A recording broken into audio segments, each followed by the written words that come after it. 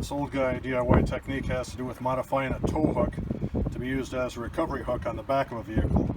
So in this case, I went to the junkyard, got a tow hook off of a GM vehicle, and I took what had been a 1/2 inch hole, and in this case I used a step drill and took it out to 5/8 of an inch, so a pin from a standard hitch would fit it.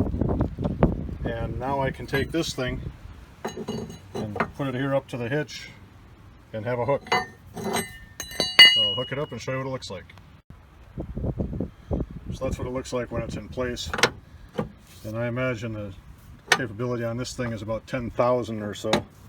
I really don't know, but it's going to be more than the weight of the truck. It worked as a tow hook on the front of the vehicle once upon a time. And if you modify that hole and just take it out to 5/8 of an inch, it will work on the rear.